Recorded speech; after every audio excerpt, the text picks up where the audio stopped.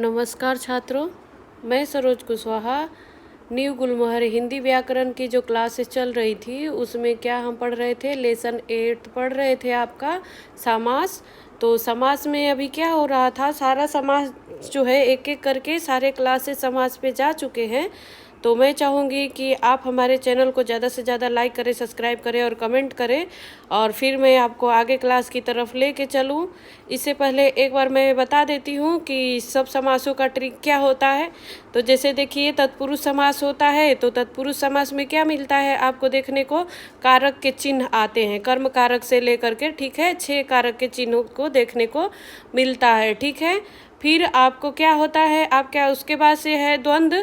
तो द्वंद्व समास में क्या देखने को मिलता है, द्वंद्व मतलब और, ठीक है। द्वंद्व समास में जैसे माता पिता है तो दोनों के बीच में मैं बड़ा तो मैं बड़ा, इस तरह से कर करके द्वंद्व चलता रहता है, तो इसलिए वो द्वंद्व होते हैं। और बीच में दोनों बराबर होते हैं, कोई बड़ा और कोई छोटा नहीं होता है, अर्थात कोई गौड़ और कोई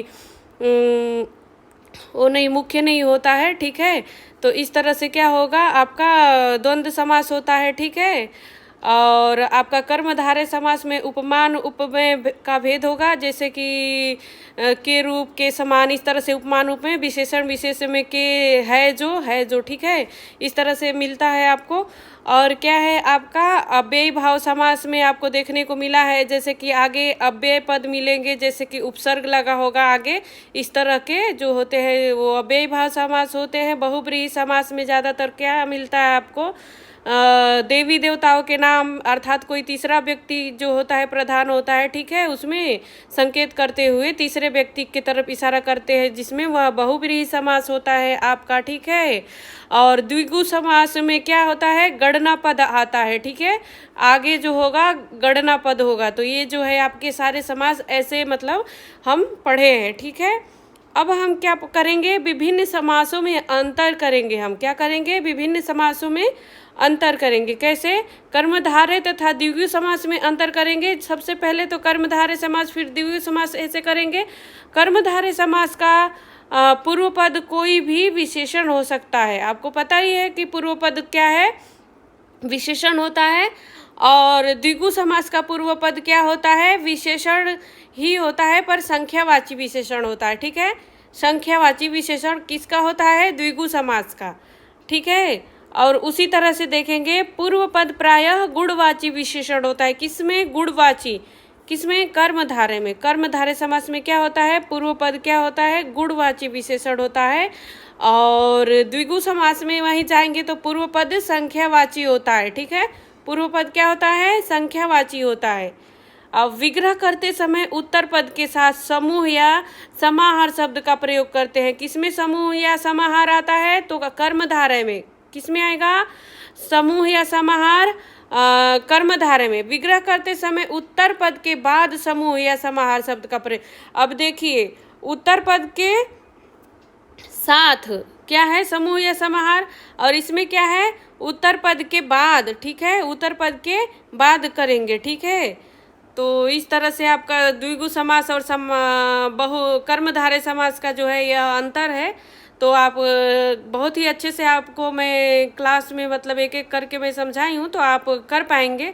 मुझे आशा है कि आप कर पाएंगे कर्मधारय और द्विगु समास का अंतर, ठीक है, कैसे होता है, ठीक है। अब इसी तरह से उदाहरण जैसे देखेंगे, तो समस्त पद क्या है आपका, देखिए ये जो है कर्मधारय के लिए त्रिलोचन शब्द समस्त पद लेते हैं जब हम, तो इसका जब विग्रह करेंगे तो 3 है जो, क्या, 3 नेत्र हैं जो, नेत्र हैं जो, ठीक है, त्रिलोचन, ठीक है। तो लोचन मतलब नेत्र, तो ये क्या है आपका, 3 नेत्र हैं जो, इस तरह से लिखेंगे।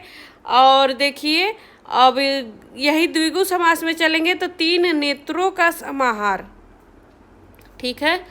और देखिए चतुर्भुज में देखेंगे तो 4 भुजाएं हैं जो, इस तरह से, और 4 भुजाएं हैं जो, इस तरह से। लेकिन इसमें क्या करेंगे, 4 भुजाओं का समाहार, ठीक है। चौराहा, 4 राह है जो, 4 राहों का समाहार, इस तरह से आपका द्विगु समास में हम करेंगे, ठीक है। तो इस बात का आप ध्यान रखिएगा।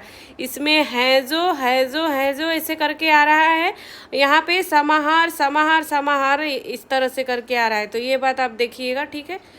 द्विगु समास तथा बहुब्रीहि समास में अब अंतर करेंगे कैसे, तो देखिए कैसे करेंगे द्विगु समास तथा बहुब्रीहि समास में अंतर। तो समस्त पद का पहला पद गौड़ होता है। क्या होता है द्विगु समास में, समस्त पद का पहला पद गौड़ होता है, प्रधान नहीं होता है, उत्तर पद प्रधान होता है। और बहुब्रीहि समास में क्या होता है, दोनों पद क्या होते हैं, गौड़ होते हैं, और कोई तीसरा पद क्या होता है, प्रधान होता है। द्विगु समास का पहला पद जो है संख्यावाची विशेषण होता है, और बहुब्रीहि समास में समस्त पद दोनों पद मिलकर तीसरे की ओर संकेत करते हैं। ठीक है, इसी तरह से विग्रह करते समय उत्तर पद के साथ समूह या समाहार जोड़ते हैं। किसमें, समूह या समाहार उत्तर पद के साथ जोड़ते हैं। ठीक है, ये बात द्विगु समास में ध्यान रखिएगा। ठीक है, और विग्रह करते समय समूह या शब्द का नहीं जोड़ा जाता है। ठीक है, नहीं लगाया जाता है। किसमें, बहुब्रीहि में।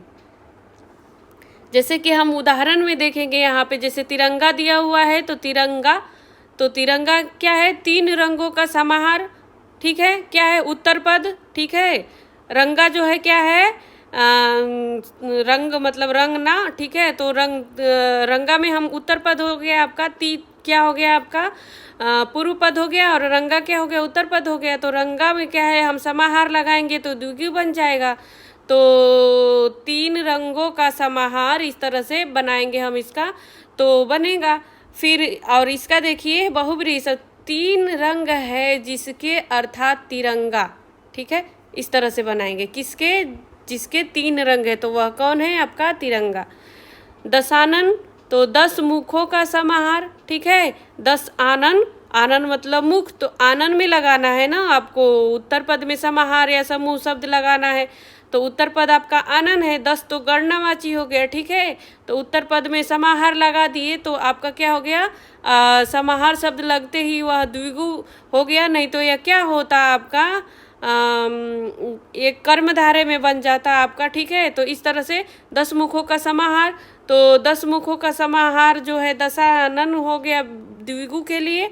और वही बहुब्रीहि में जब हम करेंगे तो कैसे करेंगे, 10 मुख है जिसके अर्थात रावण के। ठीक है, इस तरह से हम करेंगे। ठीक है, बहुब्रीहि में। इसी तरह से देखेंगे त्रिलोचन, तो 3 लोचन अर्थात 3 नयनों का समाहार। नयनों, लोचन मतलब नेत्र, तो 3 नेत्रों का समाहार, और 3 नेत्र है जिसके अर्थात किसके, शिव के। ठीक है, इसमें तीसरे के तरफ संकेत कर रहा है। ठीक है, किसके 3 नेत्र हैं, तो शिव के। तो आप जो है क्या करिएगा, ये जो उत्तर पद आपको देखने को मिलते हैं ना प्लस के पीछे, तो त्रि हो गया आपका पूर्व पद, और लोचन क्या हो गया आपका, उत्तर पद हो गया। तो उत्तर पद में समूह या समाहार जब लगा देंगे तो वह द्विगु समास बन जाएगा। और है जिसके इस तरह का, तो फिर क्या हो जाएगा आपका, बहुब्रीहि बन जाएगा। तो आशा करती हूँ बहुत ही अच्छे से आपका सारे समासों का अंतर समझ में आ गया होगा कि कौन से में किस तरह से हमको करना है। तो इस तरह ऊपर वर्णी सभी समासों के भेद जो है हम इस तरह से करेंगे। कैसे करेंगे, जैसे देखिए समास है यहाँ पे आपका, इससे ज़्यादा क्लियर होगा आपका। तो पूर्व पद गौड़ तथा उत्तर पद प्रधान होता है। ठीक है, इस तरह से देखने को मिलेगा समास में। और कभी पूर्व पद तथा उत्तर पद दोनों गौड़ हो जाएगा, कोई तीसरा प्रधान हो जाएगा। ठीक है, और कभी क्या होगा आपका, पूर्व पद तथा उत्तर पद दोनों ही प्रधान रहेंगे, और पूर्व पद तथा कोई अव्यय होगा, पूर्व पद पहला पद। तो इसमें जैसे पूर्व पद गौड़ होते हैं, किसमें, वो समास को हम देखेंगे वो कौन कौन से समास है। तो कारकीय से युक्त होंगे कौन से समास, तत्पुरुष समास। ठीक है, और कारकीय संबंध रहित होगा कौन सा, कर्मधारय और द्विगु। तो यह क्या होगा, इसका पूर्व पद क्या होगा, गौड़ होगा, और उत्तर पद प्रधान होगा किसका, तत्पुरुष, कर्मधारय और द्विगु का। लेकिन तत्पुरुष में कारक चिन्ह मिलेगा, और कर्मधारय में आपका क्या है, कारक चिन्ह नहीं मिलेगा। और द्विगु समास में है जो है आपका गणनावाची शब्द मिलेगा, इस तरह से मिलेगा। और देखिए पूर्व पद तथा उत्तर पद दोनों ही गौड़ किस में रहते हैं, बहुब्रीहि में, और कोई तीसरा प्रधान रहता है। और पूर्व पद तथा उत्तर पद दोनों क्या है, प्रधान किस में रहते हैं, द्वंद्व समास में। ठीक है, और इसी तरह से देखिए पूर्व पद कोई अव्यय होगा अर्थात कोई उपसर्ग लगा होगा, तो वह क्या हो जाएगा आपका, अव्ययी भाव समास होगा। ठीक है, ये पूरी रही आपकी समास की प्रक्रिया। इसको अगर आप अपने मतलब सेट कर लेंगे माइंड में तो कभी भी समास जो है आपका गलत नहीं होगा, आप आसानी से कर पाएंगे, उसका परिभाषा लिख पाएंगे, उसका उदाहरण कर पाएंगे। ठीक है, तो ये जो है आपके लिए ये बहुत ही आसान ट्रिक है आपको समझने का। ठीक है, अब देखिए हमने सीखा में पढ़ेंगे, क्या क्या पढ़े हम पूरे चैप्टर में, इसको एक बार हम रिवाइज करेंगे फटाफट। तो देखिए, उपसर्ग एवं प्रत्यय के अलावा शब्द रचना की तीसरी विधि है कौन सी? समास रचना। ठीक है, क्या है? उपसर्ग एक आता है और एक प्रत्यय से शब्द बनता है, और तीसरी विधि कौन सी है? वह जो है समास। ठीक है, समास रचना में दो शब्दों के मेल से नए शब्द बनाए जाते हैं। ठीक है, क्या होता है? दो शब्दों को मिला करके नए शब्द बनाते हैं। समास रचना में भाग लेने वाले पहले शब्द को पूर्व पद तथा दूसरे पद को क्या कहते हैं हम? उत्तर पद। अर्थात जिससे हम समस्त पद जो रहता है तो उसको जब हम तोड़ते हैं तो आगे जो लगा हुआ जो शब्द रहता है उसको पूर्व पद, और जो पीछे वाला रहता है शब्द उसको उत्तर पद कहते हैं। पूर्व पद तथा उत्तर पद के मेल से जो क्या है शब्द बनता है उसे क्या कहते हैं? समस्त पद। अर्थात दोनों पद को जब जोड़ करके हम एक नया जो शब्द बनाएंगे उसको समस्त पद कहेंगे। समस्त पद के सभी पदों के अलावा किए जाने की प्रक्रिया समास विग्रह क्या कहलाती है? जब अलग करेंगे समस्त पद को तो उसको फिर हम क्या कहेंगे? समास विग्रह कहेंगे। ठीक है, और समास के प्रमुख भेद इस प्रकार है, जैसे कौन कौन से? तत्पुरुष, बहुव्रीहि, द्वंद्व और अव्ययी भाव समास। ठीक है, ये जो है आपके कौन कौन से हो गए? आपके यह जो है समास के भेद हो गए। और कर्मधारय और द्विगु जो होता है क्या है? तत्पुरुष के ही भेद होते हैं। ठीक है, तो इस तरह से आपका 6 हो जाता है, लेकिन मुख्य रूप से कितने होते हैं आपके? 4। कौन कौन से? तत्पुरुष, बहुव्रीहि, द्वंद्व और अव्ययी भाव यह जो है मुख्य होते हैं। और 2 जो है कर्मधारय और द्विगु क्या है? वो तत्पुरुष से ही बनते हैं। ठीक है, तत्पुरुष समास के पुनः 2 उपभेद होते हैं, कौन कौन से? कर्मधारय समास और द्विगु समास। ठीक है, देखो तत्पुरुष समास के 2 भेद कौन कौन से? कर्मधारय और द्विगु। तत्पुरुष समास के दोनों पदों के बीच क्या है? विशेषण विशेष्य का संबंध होता है, और क्या होता है? तथा दोनों पदों के बीच परसर्गों का कारकीय चिन्ह लोप कर दिया जाता है। ठीक है, अब देखिए कर्मधारय समास तत्पुरुष का भेद इसलिए है क्योंकि इसके दोनों पदों के बीच में भी क्या है? विशेषण विशेष्य का संबंध होता है, पर विग्रह करते समय दोनों पदों के बीच परसर्ग नहीं लगते। कर्मधारय समास के दोनों पदों के बीच उपमेय उपमान का भी संबंध हो सकता है। ठीक है, और द्विगु समास भी तत्पुरुष समास की ही उपभेद है। इसका पहला पद क्या है? संख्यावाचक होता है तथा उत्तर पद क्या है? समूहवाचक। अतः विग्रह करते समय तत्पुरुष के साथ समूह या समाहार शब्द लगाया जाता है उत्तर पद के साथ। ठीक है, और बहुव्रीहि समास में दोनों पद ही क्या होते हैं? गौड़ होते हैं तथा दोनों पद मिलकर के तीसरे पद के बारे में कुछ कहते हैं, साथ ही यह तीसरा पद क्या होता है? प्रधान होता है। द्वंद्व समास क्या होता है आपका?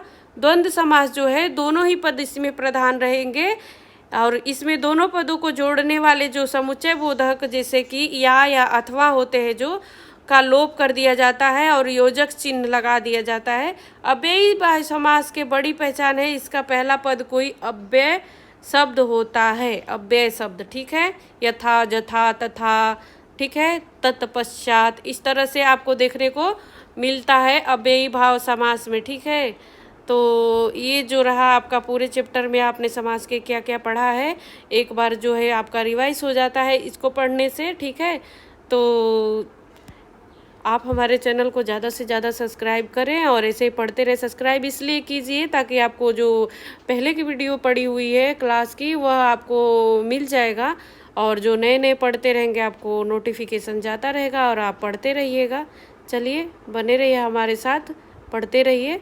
न्यू गुलमोहर हिंदी व्याकरण, सरोज कुशवाहा। ठीक है, धन्यवाद।